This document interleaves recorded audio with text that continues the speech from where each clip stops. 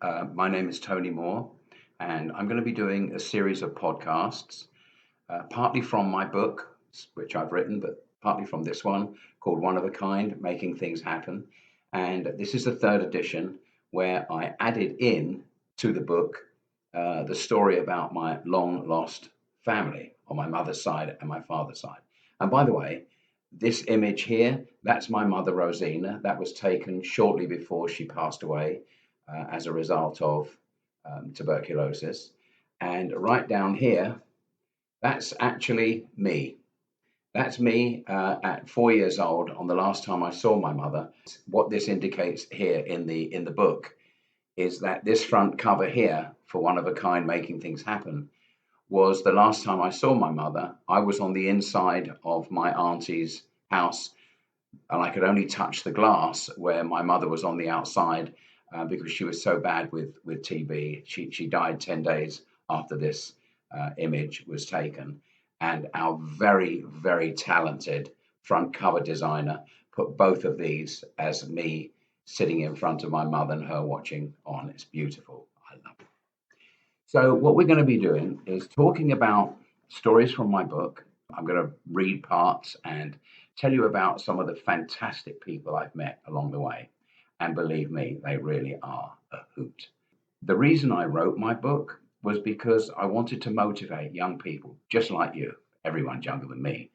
And I wanted to motivate them to do something with their lives and be perhaps motivated by reading my story. So let's begin. I was born in a place called Northampton in England, and it's about an hour and a half north of London. And my mother, Rosina, when I was born, sadly had contracted tuberculosis, which was rampant at that time in England. So, because she had tuberculosis, when I was born with a scar on my lung, which I knew nothing about. The only thing I did know was for the first 13 years of my life, I had to go to the clinic and have injections in my arm, a vaccination every 3 months for a product called streptomycin. Streptomycin was a drug that was known to get rid of tuberculosis. But I got to tell you, looking at my arm all the way through childhood, if drugs had been a problem then, you would have thought that I was a junkie at like 4 or 5 years old. My mother died when I was 5, so the London County Council, in their infinite wisdom, put me in care and sent me to a home, a children's home or a nursery in Lowestoft. Lowestoft is a place on the coast in Suffolk. The big house is a huge house, and I'm going to show you a picture of it in a couple of minutes. The big house that I called her auntie. Her name was Mrs. Bleeby. Auntie, as we all called her, had opened up her house as a children's home, if you like, a nursery for children from 1 year old to about 8 years old. And I lived there for 8 years. The house was huge. Oh my goodness. We had laundry maids, we had kitchen staff, we had nurses to look after all the children, and we had old Mr. Moore, who had a very strong, not West Country really, he had a very strong Suffolk accent. And he used to talk like this. Are you all right, Tojo? Now, Tojo, as he called me, was the name of a well known Japanese emperor. Though what that had to do with me and my name, I have no idea, but it was always Tojo. Who's Tojo this morning? Old Mr. Moore was a wily old guy. He always seemed to be old. He had a tattoo of an anchor on his sleeve, like on his arm, a bit like Popeye. Few teeth missing, but he was. I always loved him. And every Tuesday he would go into the big house, Auntie's big house, get the floor, the automatic floor polisher, and the house used to smell of floor polish. That's how I knew it was Tuesday. Not that I needed to know that. So in the 8 years that I lived at my aunt's house, there, I'm showing you a picture right now of it. I had some very close friends there. John Hoey, who I've never seen since I was 8 years old.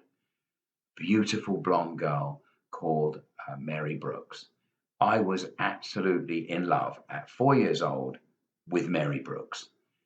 Sadly, Mary Brooks moved on from there like we all did. and I never saw her again. Also with me was Beatrice Harkness and her brother William. Now, William was slightly autistic and had really bad anger issues. Beatrice lived there, and Auntie tried to adopt me. Would have been a totally different life had that happened. But Ealing and the London County Council, in their infinite wisdom, forbade it. They said, "You've got too many children." And anyway, she had already set up to adopt William and Beatrice. So I never saw Auntie again until a couple of years later. What happened to me was that shortly before my mother died, she married a man called Charles Willits. Charles Willits, as I remember him, was a tall, gangly man, over 6 foot tall, with red, curly hair, gangly hands, and gangly feet. And he made the play to remove me from my aunt's house, this beautiful house. We had a huge garden. We had two enormous greenhouses where Auntie and old Mr. Moore, no relation to me, thank God, Auntie and Mr. Moore would plant things in there: tomatoes, grapes, vegetables, lettuce, everything you could imagine in these two huge greenhouses. But in front of the greenhouses, behind the house in the back garden, which was west facing, by the way, and I mention that because her house had a veranda which ran all the way across the back of the house. And in summer, myself and a couple of the other children would sleep on the veranda. And I always loved watching the sunset. It was beautiful. Even then, to like a 4-year-old, it was very cool. So in front of the greenhouses, Auntie had a bowling green with two or three places where you could bowl. And in summer, she would come with all her friends, and they would play bowls, all dressed in white. And I could never understand how this damn game worked. They had a white ball which was called a jack, and they would throw the jack out, and it would roll all the way down to almost the end of the bowling green. The bowling green, by the way, you could play billiards on this bowling green. It was so beautiful and green and smooth. And then they would throw these balls, or rather bowl these balls towards the jack, and whoever got closest to the jack would get more points.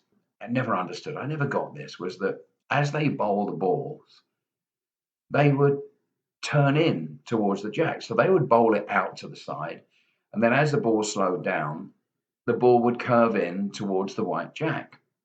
And they would all be jumping up and down, drinking tea in the afternoon, or probably sherry. And they would play the game. And I remember asking Auntie, "Why does the ball do that? How can it do that? It's just a ball." She said, "It's called bias, Tony dear," which is how she spoke. By the way, my auntie was the stuff that an empire was built on. When Auntie spoke, you better listen. And if I went there later on when I was 9 and 10 and 11, etc., for my summer holidays, which was great, got me out of London, was one street away from the coast, the East Coast, the East Anglian coast. So the beach for us was every day. And she had a beach hut, beautiful little beach hut, uh, such kind of old world. And we used to take sandwiches into the beach hut. Beautiful little place, had a little primus stove so we could make tea. If it suddenly had a storm or a squall, as they called it, we would go into the beach hut and just wait it out and then come back out onto the beach afterwards. So summers for me at Auntie's were fabulous. But I was a bit older now, so I had more privileges than I had obviously when I lived there. Auntie was my surrogate mother. She was the one that really took care of me and was my advisor all the way through my life until she passed at the age of 92. But when she did pass, she said, "Tony, dear, I don't want you to cry. I'm just going on to join the fairies, and I shall meet all my friends up there." Well, going to the fairies was, as Auntie called it, the same as going to heaven, but she called it going to the fairies. And that way, when she talked to the children, there were loads of us, she always referred to going with the fairies, going up to heaven. But Auntie was a very, very special person. Even when she couldn't run the nursery anymore, it was sold, and she moved up to Scarborough. which is up on the northeast coast of England. That was where she was originally from. And she had a beautiful house there with a beautiful garden. And again, it was right near the coast, so it wasn't very far from the coast as well. She's always lived by the sea. And it was, as I said, in a place called Scarborough, which is absolutely beautiful. And she had children with her, babies, paraplegic babies. And she said, Tony dear, there's nobody that can love them like me, and I will do that. Now, she had these babies from the council up there in Scarborough. These were babies, tiny little babies that no one wanted. They were paraplegic. Some of them had deformities.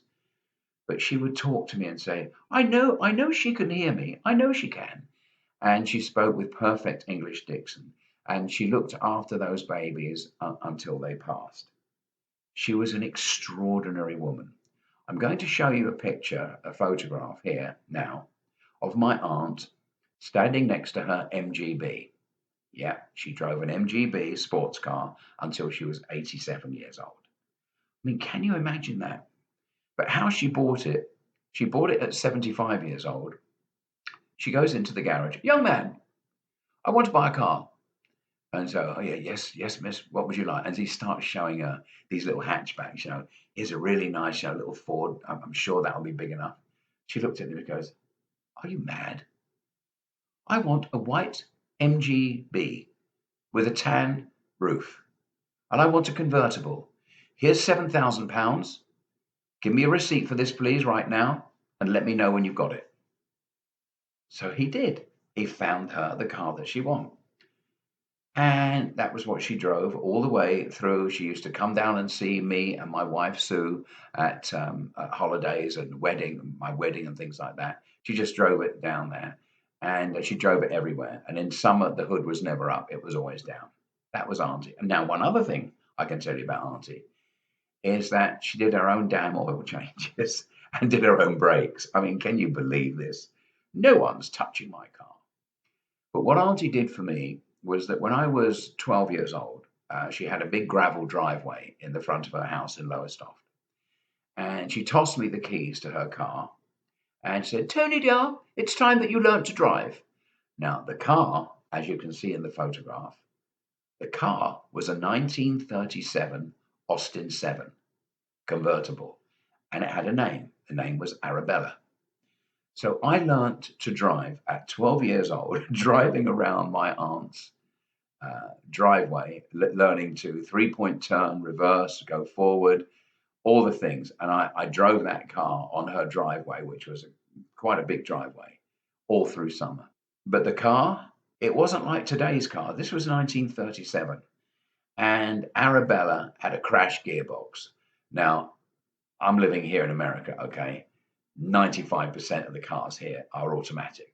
Boring.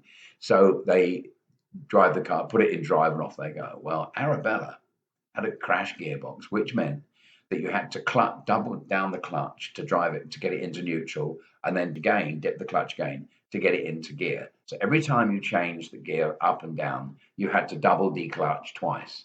So that's how I learned to drive. And it was a stick shift, four on the floor, as you guys in America say. And that summer, I learned to drive. Obviously, I couldn't drive it out on the road, but that was Auntie, always pushing the envelope. And like I said, she was the one that mentored me all the way through my life. When Sue and I got married, which was over 30 years ago, Auntie came down, of course, to see me. And we're standing out in my garden. Now, this is one of life's lessons that I learnt. We're standing out in my garden, which is typically of a London house. The garden is the width of my house, which is about, I don't know, 40 feet wide, 40, 50 feet wide, a house with a garage on the side. And the back garden, as you call a yard, well, to me, a yard is 36 inches, but we won't quibble about numbers. So my back garden yard went all the way back about 80 or 90 feet. And in the middle of my garden, I had a patch of lawn, which, being an English lawn, when you mow the lawn, you get the stripes up and down, making it look really nice. And it started to rain, and my aunt said to me, Tony, dear, what is it that you will have that will tell you that you finally made it? And I said, were like, what? I don't understand the question. So she said, well, do you want a Rolls Royce? Do you want to be a millionaire? You want £1 million? Do you want to have a big yacht on the ocean? A big mansion, perhaps? What is the thing that you will have where you will say to yourself, wow, I finally made it? Well, Tony had never thought of these things. It never even entered my head. So I said to her, well, I don't know. I have to think about this. Let me know when you found and write to me and tell me. Completely unfazed. So about 2 months after that, I'm mowing my lawn, getting the perfect stripes up and down, proud of myself. And I've got a little motor mower with a little engine, and it's a rotating mower. And I thought to myself back to the question that Auntie had asked me a couple of months before. And I thought, what if I had a house with a garden that was so big I had to have a riding lawnmower? Yep. If I ever get to, now remember, my perspective was living in London, big city. People don't have riding lawnmowers in big cities, in London, in New York, in Los Angeles, just don't have it. So I wrote to her and I said, Auntie, if I have a house that has a garden that's big enough that I have to have a riding lawnmower to mow my lawn, I've made it. She was completely unfazed. She wrote back to me and said, let me know when you've got it, dear. So we were moved to Brussels in Belgium with my job. I'd been promoted. I'll come back to that later. And then we moved to the United States. We moved to a place called Indianapolis. Actually, we moved to Greenwood, and I was set to run a company there that my company had bought.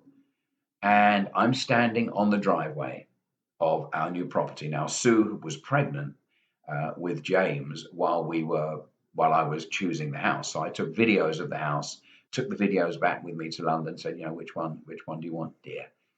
And so we chose the house, and it was quite a big house, 5 bedrooms. And so we've arrived at the airport, and it was in May 1991, and we've moved from Brussels to the United States. We're standing on the driveway, which don't have much of a driveway in London, that's for damn sure. And we're standing on the driveway and waiting for the truck to come with our belongings. And I had a small grey plastic box in my hand, and I gave it to my wife, Sue, and I said, here. She said, what's this?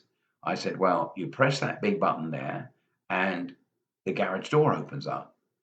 So she points it, you don't need to point it, but she points it to the door, presses the button, and this big double garage door opens up slowly. There, sitting in the middle of the perfectly empty, perfectly clean garage, is a Sears riding lawnmower. Yep. 3 years before, I had dreamt if I had a house that had a garden that was big enough to have a riding lawnmower, I've made it. I'm standing on the driveway, and there is this Sears lawnmower with a yellow post-it note on it from the previous owner saying, dear Mr. and Mrs. Moore, we hope you can keep a good home for our lawnmower. We bought a new one to go with our new property. And I'm there shaking my head saying, oh my goodness, I've made it. Sue's going, what are you talking about? As she's walking in to see the house. Remember, she hadn't seen it in real life, only in videos. And I'm thinking, I wrote it down. I had a vision of what I wanted to achieve. I wrote it down, sent it to Auntie, and it came to be reality. And the lesson I learned from that is if you want to make something happen, write it down, but be specific. Don't put a fake $1 million note on your bill on your fridge and say, one day I'm going to be a millionaire. It's too random. The universe doesn't work that way. But this was real, and it was a lesson that I never, ever forgot. And it was something that was taught to me by my dear aunt. That's all for my first podcast. We'll move on, but I want to leave you with some of the things we're going to be talking about. We're going to be talking from my book here, One of a Kind, and then we're going to be talking about some other books that I wrote. This one here is a book about Martha High. She sang with James Brown for 32 years, and it's a story of her life on the road with James Brown. Then there was this book, Ruta Lee, I didn't write the book, but I certainly helped Ruta Lee to prepare the book. Ruta Lee, as you see there, her first film was Seven Brides for Seven Brothers. I mean, that was in the 50s. And look at her. That's a recent photograph. She is one of a kind. Then there was this book, my first political book. I wrote this with Colonel Andy O'Meara. So Andy O'Meara is someone that he was a decorated war hero, Purple Heart, Bronze, Silver Star, and he was General Patton's intelligence officer in the Vietnam War. Well, he's written 3 books prior to this one. How we got hold of each other, he reached out to me and he wanted me to help write the book. This was, I think, his 3rd or 4th book. And I said to him, honestly, I wanted to call him Lieutenant Dan, but I said, you know what, Andy, people have written about the Vietnam War over and over again. But I tell you what I can do. I can bring your book up to date. And that's what we did. And he wrote a very, very nice paragraph about me in the book, at the end of the book, saying that if it wasn't for Tony Moore, the book would never have been possible. So thank you very much. And then I wrote this book.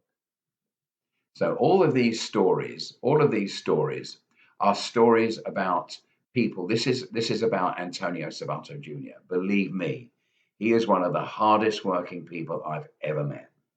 Antonio Sabato's story. This is called Sabato: The Untold Story, and we'll be talking about some things from his book. His book is not about acting. His book is about what happened when he was blacklisted by Hollywood for simply being a Donald Trump supporter.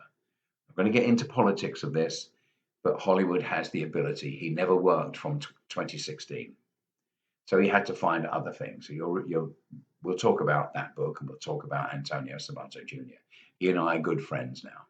So we're going to talk about a lot of things, but also I want to talk later on about a book I'm writing, which was inspired by Colonel Andy O'Meara. It's called Convenient Lies: Connecting the Dots. We'll talk about that next time. Goodbye.